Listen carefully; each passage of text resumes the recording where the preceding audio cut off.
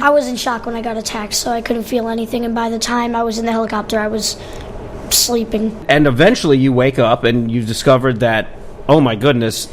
I wake up, my head is feeling really tight, because I had to close up my head. My head is feeling really tight, and I just wake up with this breathing machine, a giant wrap on my head. Everything is just confusing at that point. Now, at that point, had you remembered the attack, or you had no idea where you were or what was going on?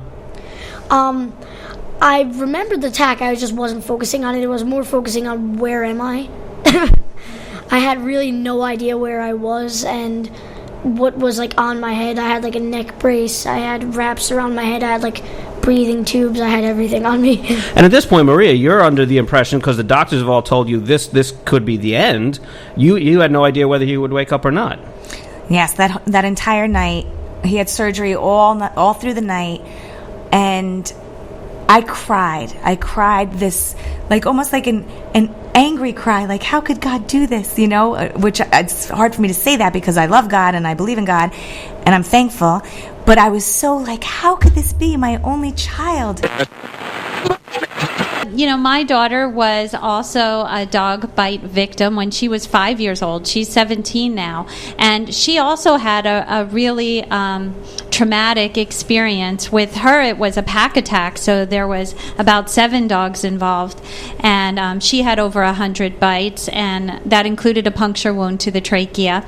Haley's story happened so many years ago, and it's still difficult for me to talk about. And, it happened in our yard. It was neighbors' dogs. Unfortunately, the dogs hadn't been let out for a 24-hour period, and one of them did have vicious propensities.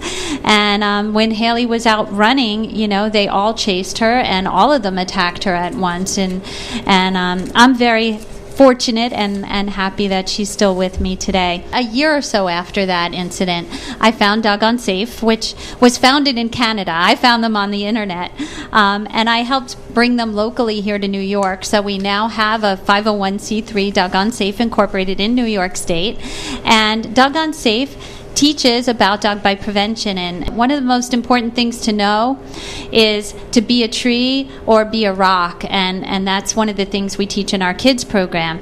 Standing still, folding your branches, we call them your arms, and looking down at your feet. This way you're not making eye contact with the dog, because movement stirs interest with the dog. And of course, if you are knocked down, being a rock, just kind of curling up and protecting your neck and your important organs, and being still is what to do if you're really being attacked.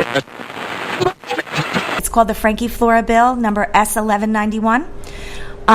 Any dog victim, dog owner that's supporting the bill, please reach out to us at www.frankiefund.com. That's FrankieFund.com. We're there to support you in any way, and also we would love your support to help pass the bill.